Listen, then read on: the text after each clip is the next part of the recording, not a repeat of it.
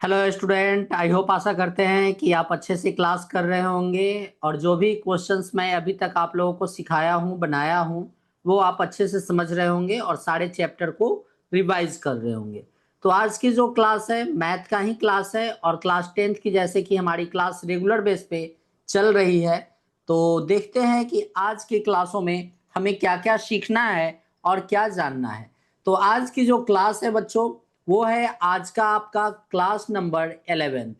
आज जो है मैथ्स के कोऑर्डिनेट ज्योमेट्री की आपकी 11 नंबर की आज क्लास हो रही है। इससे पहले जो है अभी तक 10 क्लासेस कोऑर्डिनेट ज्योमेट्री की हो चुकी है।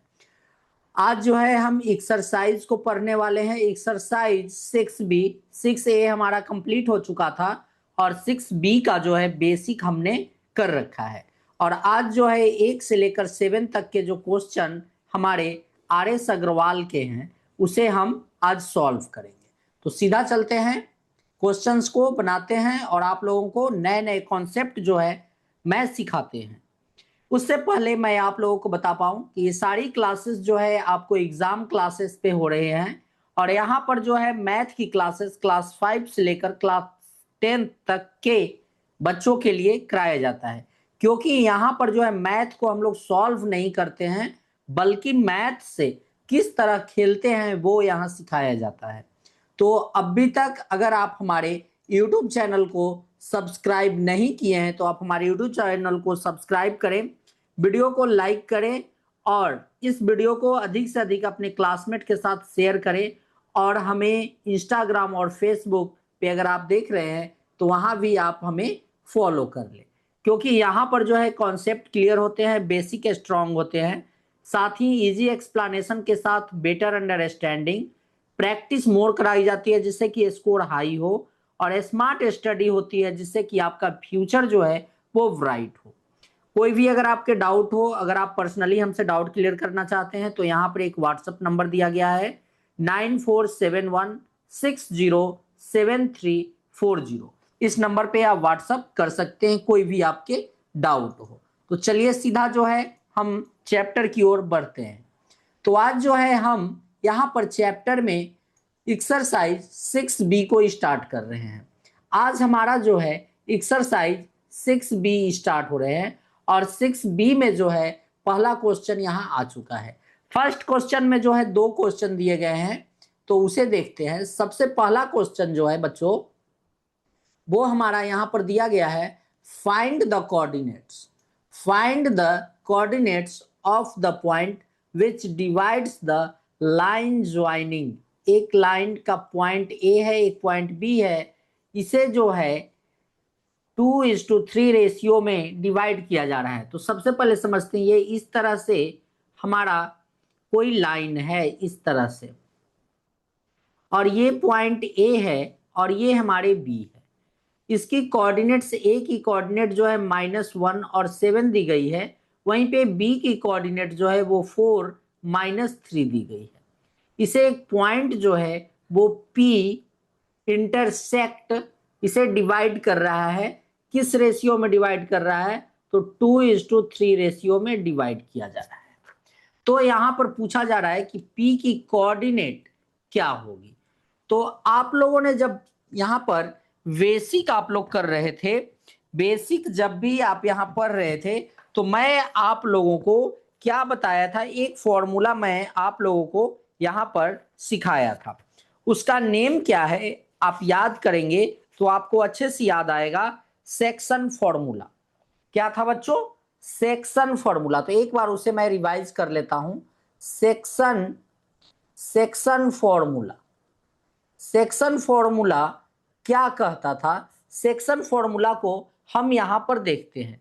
तो इस तरह की जब भी कोई क्वेश्चन आती है तो सेक्शन फॉर्मूला के लिए एक्स हमारा जो है, एक्स के लिए हमारा फॉर्मूला होता था mx2 plus nx1 divided m plus n।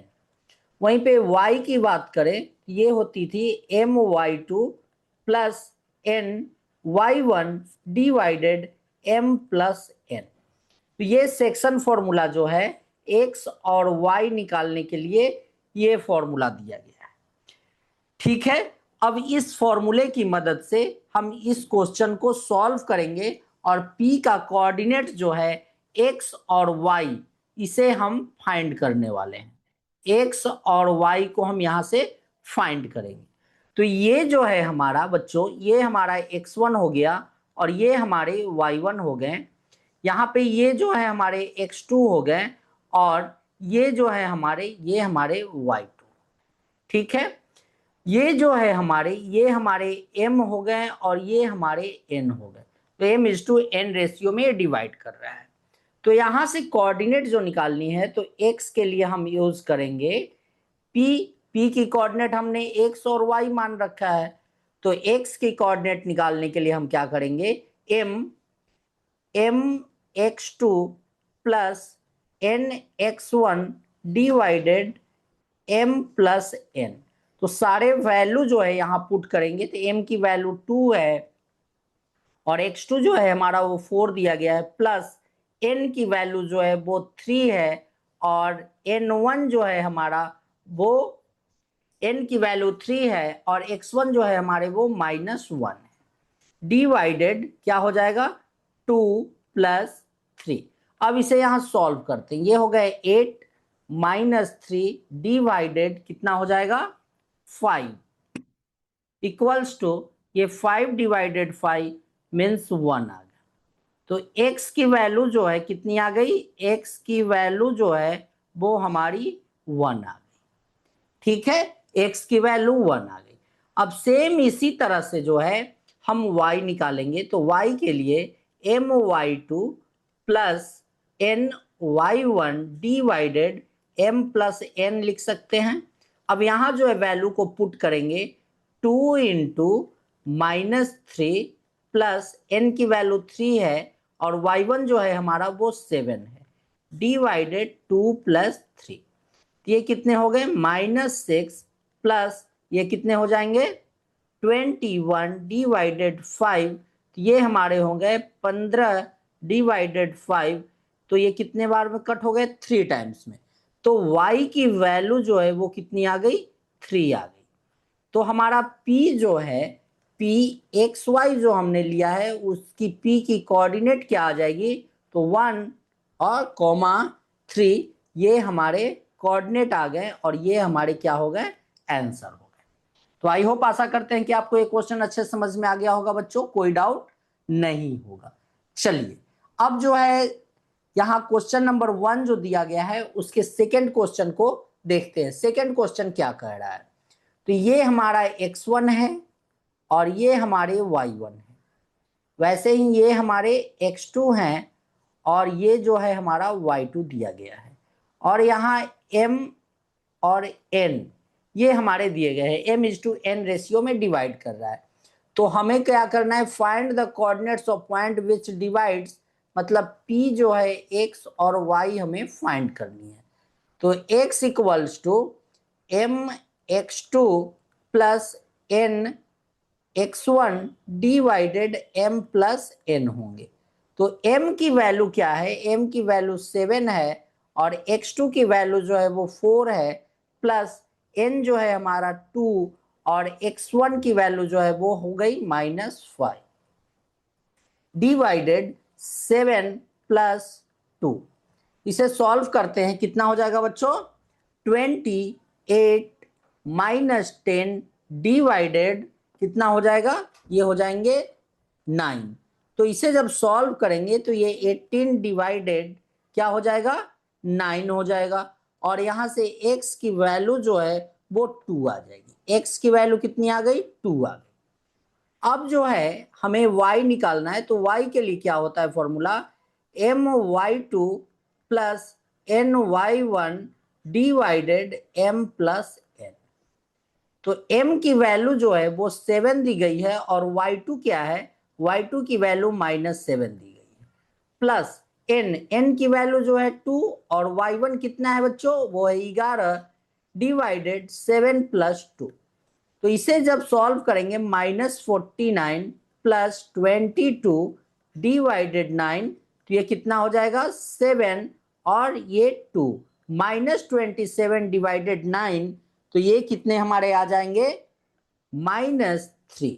तो यहां से y की वैल्यू जो है बच्चों वो -3 आ गई है। तो p जो है कोऑर्डिनेट हमने x y लिया था, तो ये p जो है हमारा कोऑर्डिनेट क्या आ गया निकलकर 2 -3। ये हमारे क्या हो गए आंसर हो गए। तो आई होप आशा करते हैं कि आपको ये क्वेश्चन अच्छे से समझ में आ गया होगा बच्चों, कोई डाउट इसमें आपको नहीं होगा। चलिए हम जो है नेक्स्ट क्वेश्चन देखते हैं। हमारा क्वेश्चन नंबर 2 क्या कहता है। तो क्वेश्चन नंबर 2 यहां दिया गया है। सबसे पहले तो क्वेश्चन को समझते हैं। इस टाइप के क्वेश्चन मैंने आपको जब बेसिक समझा रहे थे तो मैंने कराया है। कहा जा रहा है find the coordinates of the point trisection of the line segment joining the point A B. मतलब कि ये कोई लाइन है, ये लाइन है, ये पॉइंट हमारा ए है और ये पॉइंट हमारे बी है। ट्राइसेक्शन मतलब कि 3 भागों में, 3 इक्वल पार्टों में। ट्राइसेक्शन लाइन सेगमेंट मतलब कि 3 इक्वल पार्टों में, एक पार्ट, 2 पार्ट और ये 3 पार्ट। ये पहला पार्ट हो गया, ये दूसरा पार्ट हो गया और ये तीसरा पार्ट हो गया। मीन्स हर की जो डिस्टेंस है वो क्या है, सभी की डिस्टेंस जो है वो सेम है। ठीक है, तो इसका नेम जो हम दे देते हैं P और ये हमारा हो गया Q। तो सबसे पहले यहां पर P के लिए P कोऑर्डिनेट्स, P के लिए जो है हम X और Y निकालेंगे। P के लिए है ना, इसके लिए सबसे पहले हम लोग X Y फाइंड करेंगे। तो P के लिए हमारा X इक्वल क्या हो जाएगा, तो यहां पर ये इक्वल है, मतलब 1 ये है, 1 ये है, 1 ये है, इक्वल डिस्टेंस में है। तो A की वैल्यू जो है वो दी गई है 7 - 2 और B की जो कोऑर्डिनेट दी गई है वो 1 - 5 दी गई। तो X के लिए mx2 plus nx1 divided m plus n होते हैं।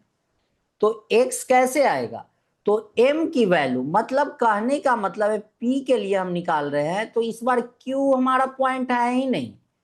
तो एक तो इतना हमारा ये 1 हो गया और यहां से यहां तक का जो डिस्टेंस है वो कितना, 2 के रेशियो में डिवाइड कर रहा है ना। एक पॉइंट ये और एक ये, एक रेशियो, मतलब यहां से यहां तक का 2 रेशियो है।